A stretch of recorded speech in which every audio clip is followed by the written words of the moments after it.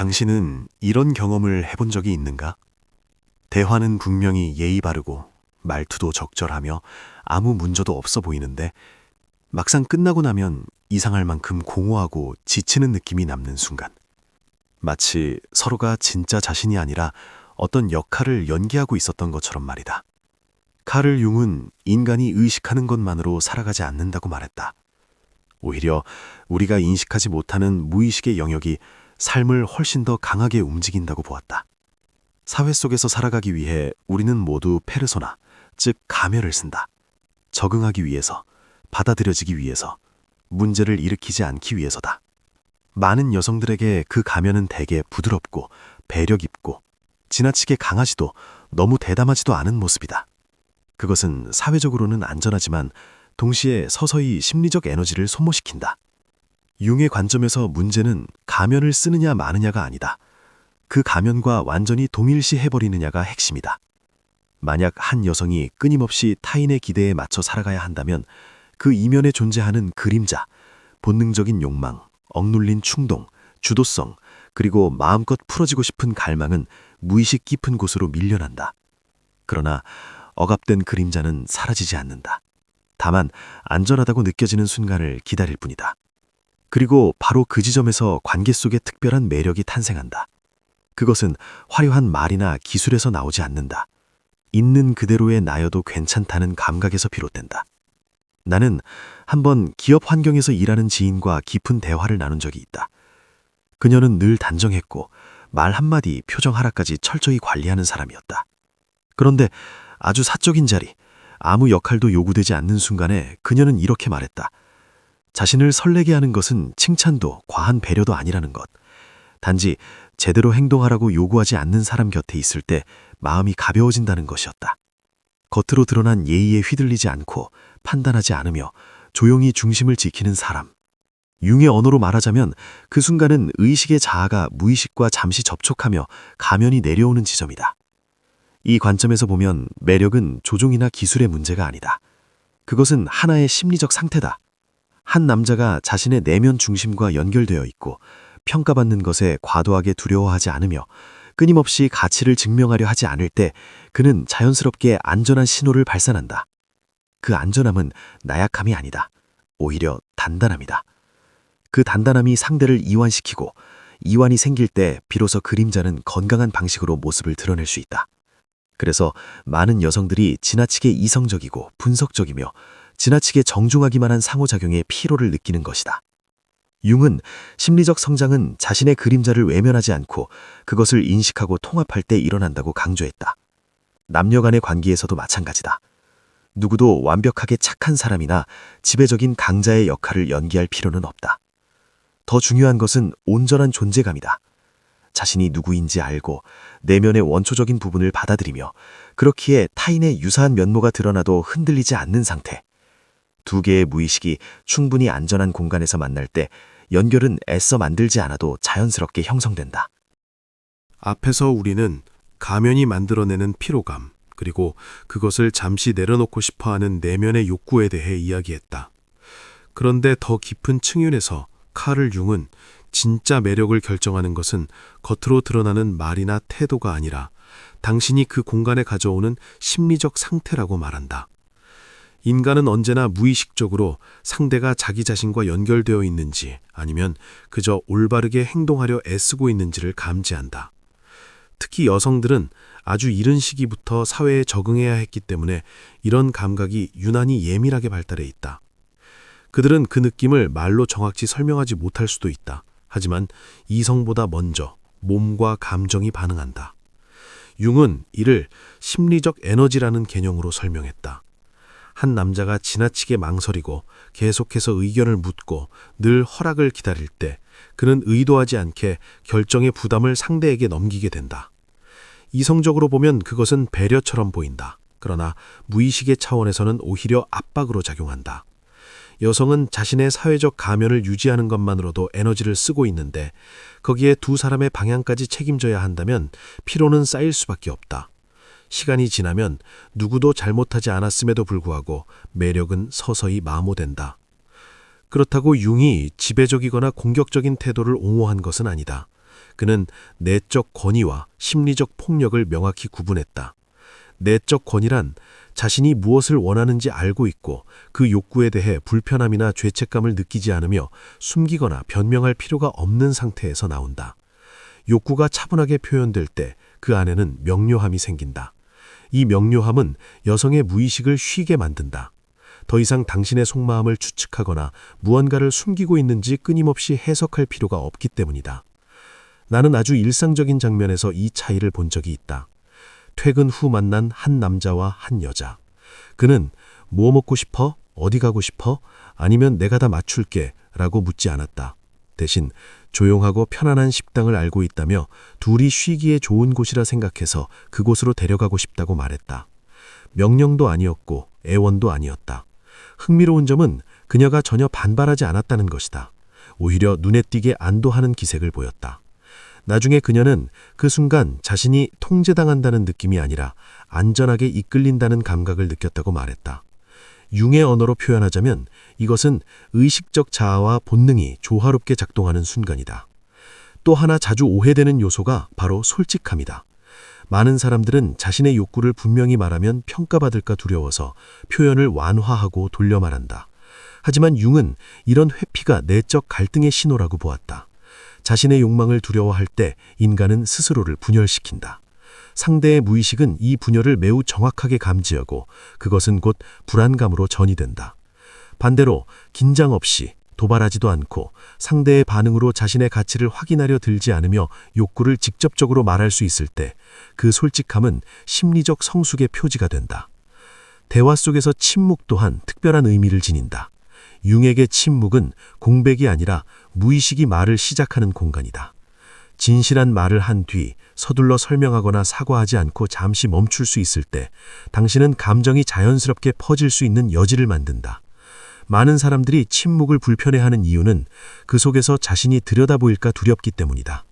그러나 당신이 침묵 속에 머물 수 있을 만큼 단단하다면 당신은 아주 강한 메시지를 전달하게 된다. 나는 나 자신을 숨길 필요가 없고 당신이 나의 진짜 모습을 보는 것도 두렵지 않다는 메시지다. 이 모든 것은 누군가에게 무언가를 하기 위한 기술이 아니다. 그것은 당신이 이미 자신의 그림자와 조금 더 화해했을 때 자연스럽게 나타나는 결과다. 내면의 원초적인 부분과 싸우지 않을수록 당신은 보이지 않는 긴장을 덜 발산하게 된다. 그리고 바로 그 긴장이 사라진 자리에서 사람들은 말로 설명하기 어려운 깊은 끌림을 느낀다. 겉으로 드러난 대화를 훌쩍 넘어서는 더 본질적인 수준에서. 카를 융의 심리학을 더 깊이 들여다보면 아주 미묘하지만 동시에 가장 오해되기 쉬운 지점에 닿게 된다. 바로 자연스러운 이끌림과 자아의 강요 사이의 경계다. 융은 관계 속 많은 갈등이 겉으로 드러난 행동에서 비롯되는 것이 아니라 한 사람이 아직 자신의 그림자와 화해하지 못했을 때 발생한다고 보았다. 그림자가 억압될수록 그것은 사라지는 대신 극단적인 형태로 모습을 드러낸다. 이 맥락에서 그것은 공격성이나 통제욕이 될 수도 있고 반대로 지나친 양보와 자기 상실이 될 수도 있다. 자신의 취약함에 직면하지 못한 남성은 종종 내적 힘과 강한 태도를 혼동한다. 그는 목소리를 높이고 단호한 말을 던지며 그것이 곧 남성다움이라고 믿는다. 하지만 여성의 무의식은 전혀 다른 신호를 읽어낸다. 그 안에는 긴장, 불안, 그리고 끊임없이 스스로를 증명하려는 욕구가 담겨 있다. 융은 이를 그림자가 주도권을 잡은 상태라고 불렀다. 의식되지 않은 부분이 조용히 행동을 지배하는 순간이다. 반대로 이 단계를 지나온 남성에게는 특유의 차분함이 있다. 그는 크게 말하지 않아도 존재감을 드러내고 통제하지 않아도 안전함을 느낀다. 그가 어떤 제안이나 방향을 제시할 때 그 안에는 확신이 있지만 강요는 없다. 이 차이는 여성의 심리에서 전혀 다른 반응을 만들어낸다. 방어적으로 몸을 굳히는 대신 신경계가 서서히 이완된다. 그리고 바로 그 지점에서 관계는 사회적 차원을 넘어 본능의 층위로 이동하기 시작한다. 융은 여성의 무의식 속에 아니무스라는 원형이 존재한다고 설명했다. 아니무스는 단순히 남성에 대한 이미지가 아니라 방향성, 의지, 행동 능력을 상징하는 내적 원리다. 외부의 남성이 내적으로 안정된 모습을 보일 때 여성 내면의 아니무스는 긍정적인 방식으로 활성화된다. 그 결과 그녀는 사회적 역할과 의무 사이에서 갈등하기보다 자신의 감정과 욕망을 더 명확하게 느끼게 된다. 여러 관계를 겪어온 한 여성에게서 들은 이야기가 이를 잘 보여준다. 그녀는 남성이 관심을 보일 때가 아니라 말과 행동 하나하나마다 자신의 반응을 끊임없이 확인하려 들 때 마음이 멀어진다고 말했다. 마치 자신이 두 사람 모두의 운전대를 잡고 있는 느낌이었다고 한다. 이미 하루 종일 제 역할을 해내느라 지친 상태에서 말이다. 반면 다른 관계에서 만난 남성은 감정을 장황하게 설명하지 않았지만 나타날 때마다 분명한 존재감을 지니고 있었다. 질문은 많지 않았지만 말할 때는 단호했다.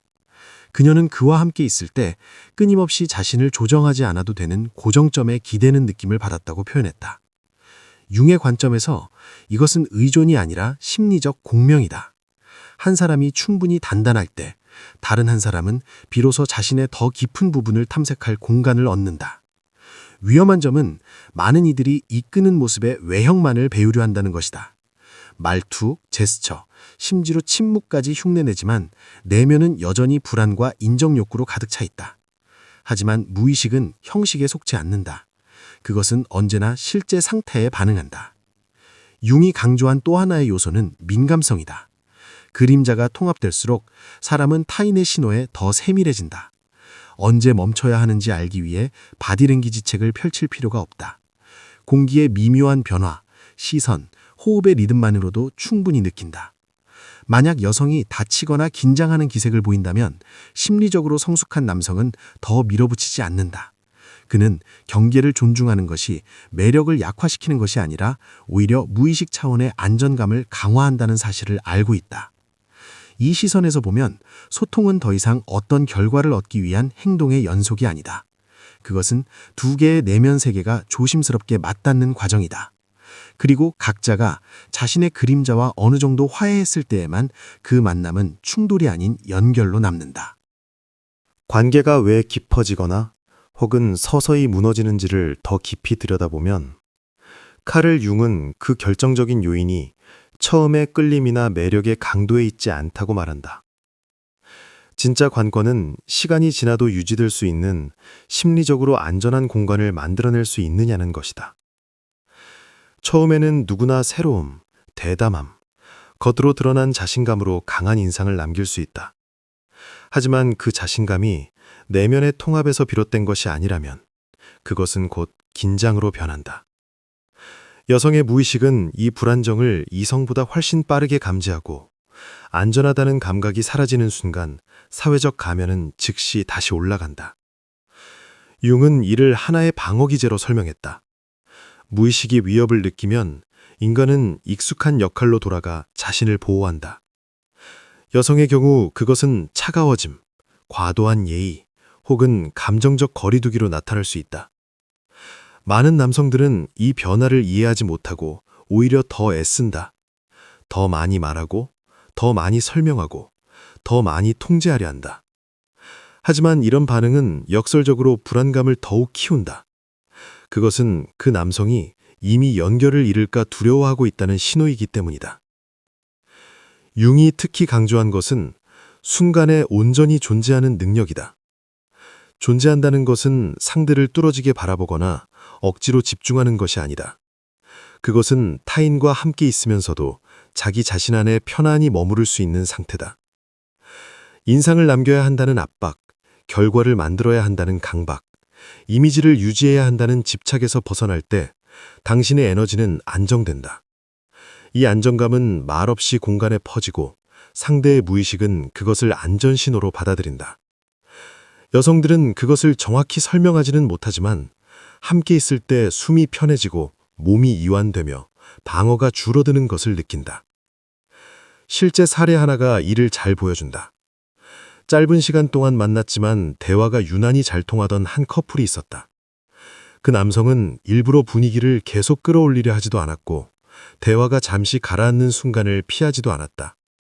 흐름이 느려질 때 그는 질문이나 농담으로 서둘러 채우지 않았다. 침묵이 자연스럽게 존재하도록 두었다.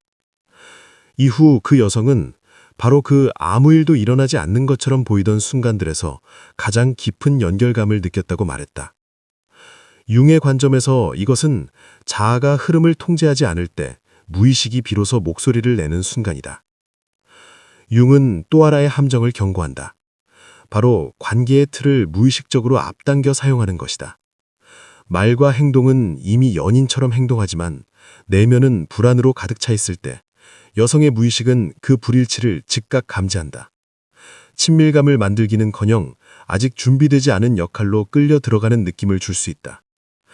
반대로 연결이 함께한 경험, 공통의 리듬, 그리고 안정된 존재감으로 쌓일 때 우리라는 감각은 굳이 말로 규정하지 않아도 자연스럽게 형성된다. 자주 간과되는 또 하나의 요소는 강렬한 감정을 견디는 능력이다. 융에 따르면 그림자에는 욕망뿐 아니라 두려움, 질투, 불편한 감정들 역시 포함되어 있다. 남성이 이런 감정들을 두려워하지 않고 서둘러 억누르거나 고치려 들지 않을 때 그는 매우 강력한 메시지를 보낸다. 여기서는 어떤 상태도 배제되지 않는다는 메시지다. 이로 인해 여성은 감정을 관리해 이미지를 지키기보다 자신의 감정을 더 온전히 경험할 수 있게 된다. 마지막으로 융은 관계를 하나의 변형의 과정으로 보았다. 친밀한 만남은 언제나 양쪽 모두의 아직 의식되지 않은 부분을 드러낼 가능성을 지닌다. 누군가가 그 과정에 머무를 용기를 가질 때, 도망치지도 않고 상대를 통제하려 하지도 않을 때 연결은 서서히 깊어진다. 그리고 바로 그 깊이가 표면적인 매력을 넘어서는 힘이 된다. 이성으로 설명하기 어려운, 그러나 분명히 느껴지는 유대감의 근원이 된다. 카를 융이 열어준 심리적 여정을 끝까지 되돌아보면 우리는 한 가지 사실을 분명히 보게 된다. 깊은 끌림과 지속적인 유대는 결코 대화 기술이나 관계 전략의 문제가 아니었다. 그것은 훨씬 더 긴 내면의 과정이 만들어내는 결과였다. 인간은 자신의 안에 숨겨두었던 부분과 마주할 용기를 가질 때에만 진짜 연결에 다가갈 수 있다. 융에게 있어 친밀한 관계란 언제나 하나의 거울이었다. 그것은 상대의 모습을 비출 뿐 아니라 우리가 애써 외면해왔던 내적 갈등, 두려움, 그리고 욕망까지도 여지없이 드러낸다. 많은 사람들은 관계를 통해 치유받기를 기대한다. 그러나 융은 관계가 무언가를 만들어내는 것이 아니라 이미 내면에 존재하던 것을 활성화할 뿐이라고 보았다. 한 남성이 자신의 그림자와 화해하지 못했을 때 그는 통제하거나 회피하는 방식으로 관계를 다루기 쉽다. 한편 사회적 가면 속에서 살아온 여성은 노아도 되는 감각에 강하게 끌리지만 안전이 흔들린다고 느끼는 순간 빠르게 거리를 둔다. 이 두 움직임이 맞물리며 많은 커플이 이유를 알지 못한 채 반복하는 가까워졌다 멀어지는 순환이 만들어진다. 융은 심리적 성숙의 과정을 개성화라고 불렀다. 이는 사회적 역할이나 집단적 기준과 동일시되지 않고 점점 더 온전한 개인이 되어가는 여정이다. 이 관점에서 보면 한 남성이 개성화에 가까워질수록 그는 관계 속에서 자신을 증명할 필요가 줄어든다. 두려움을 가리기 위해 리드하려 애쓰지도 않고 받아들여지기 위해 스스로를 줄이지도 않는다. 바로 이 내적 자유가 말로 설명하기 어려운 끌림을 만들어낸다. 그것은 특정 행동에서 나오지 않고 존재의 상태에서 흘러나온다. 융이 강조한 흥미로운 지점이 하나 있다. 무의식은 언제나 전체성을 향해 움직인다는 것이다. 한 여성이 어떤 남성의 침착함과 안정감에 끌릴 때 그것은 단순한 호감이 아니라 그녀 내면의 아니무스가 성장과 정돈을 요청하는 신호일 수 있다. 마찬가지로 한 남성이 여성의 감정적 깊이에 강하게 반응할 때 그것은 그의 아니마가 인정받기를 원하고 있다는 표시다. 관계는 가장 깊은 층위에서 두 사람의 성격이 아니라 두 개의 내면 세계가 나누는 대화다. 이렇게 바라보면 관계 속의 긴장과 오해, 심지어 이별조차도 반드시 실파라고 할 수는 없다. 그것들은 종종 아직 의식되지 않은 무언가가 존재한다는 신호다. 융은 관계를 고통에서 도피하는 장소로 보지 않았다. 오히려 관계는 인간이 자기 자신과 마주할 수밖에 없도록 만드는 길이다. 타인에게 완전한 안전을 요구할 때 우리는 사실 그 책임을 자신의 내적 성장 대신 상대에게 전가하고 있는 셈이다. 이 여정의 끝에서 가장 중요한 질문은 어떻게 하면 누군가를 끌어당기거나 붙잡을 수 있느냐가 아니다. 당신은 지금 자기 이해의 여정 어디쯤에 서 있는다라는 질문이다. 자신의 그림자를 바라볼 용기를 가질 때 판단하지도 합리화하지도 않고 인간은 자연스럽게 단단해진다. 그리고 그 단단함은 설명 없이도 전해진다. 그때의 매력은 만들어내는 것이 아니라 스스로에게 더 진실해진 결과로서 존재한다. 이 모든 것을 관통하는 교훈은 분명하다. 깊은 관계는 타인을 정복하는 데서 시작되지 않는다. 그것은 자기 자신을 통합하는 데서 시작된다. 표면을 조종하려는 시도를 멈추고 무의식과의 대화를 시작할 때 당신은 타인의 반응뿐만 아니라 당신이 들어가는 모든 관계의 질 자체를 바꾸게 된다. 그리고 그것이야말로 카를 융이 말한 가장 견고하고 의미 있는 연결의 토대다.